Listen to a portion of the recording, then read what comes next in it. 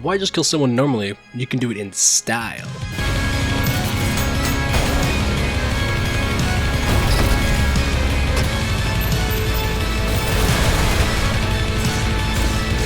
Ultra Kill is probably one of the coolest games ever made, like hands down. I don't think I've ever played a game that fits both my tastes and influence them at the same time until Ultra Kill came around. Seriously, how in the fuck does a game so perfectly nail so many aspects that it's incorporating? Like, the gunplay is phenomenal, the movement's fantastic, the visuals are pretty charming, and everything else just kicks so much ass. So the movement in the game is actually more simple in terms of mechanics, but the execution is where you can really shine and show off. Like, I don't think I've ever played a game that lets you go at basically top speed on a dime like Ultra Kill does. You've got jumps and slams, like combine the two and that slam jump launches you higher than a normal jump. Dashes with jumps, you can launch yourself across the map at supersonic speeds. Even just the act of sliding is so solid that you can really just keep doing it, like especially when you're fighting. And the movement is fantastic for level and map traversal, but I think the movement also starts to like really reach for that apex of expression during combat when you're trying to dodge and shoot everything at the same time. And navigating through the levels in different combat scenarios is literally one of the most dopamine and serotonin inducing feelings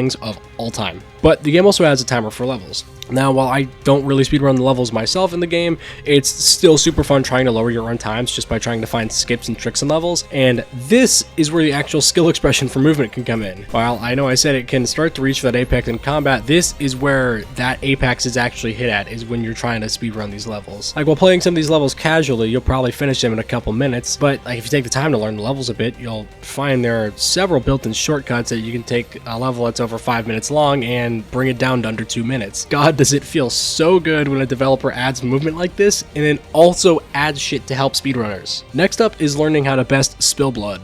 Before that, I just wanted to do a quick subscription plug, so if you like what you're seeing and any of my other videos, please subscribe because it really helps and keeps me going. Thanks, and back to the video. Seriously though, the weapons in this game are probably some of the most fun I've ever had shooting a gun before. Like, I genuinely don't think a single weapon in the game could be considered bad or even just not fun. Plus, the game gives us an iconic weapon with the coin. This is probably one of the single coolest mechanics I've ever come across in any FPS game. Like, launching a coin up and shooting it to hit a weak point is just fucking awesome. What's even better is the fact that 1, you could chain multiple coins at once, and 2, you can use the railgun on coins, and railcoining is the single most cum-worthy thing introduced in this game. Like, you mean to tell me that the railgun, which already, does a fuck ton of damage, can do even more if I hit this skill shot?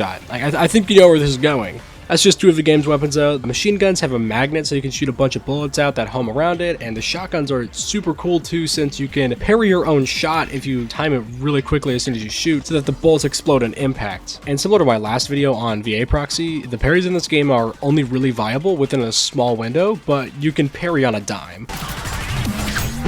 And I don't think I described it as well in that video, but being able to parry instantaneously without having to do any wind up or even just like a slight bit of prep is fucking fantastic. Like, I love being able to focus on shooting and then to make that split-second choice to parry an incoming bullet or even a giant fucking fist.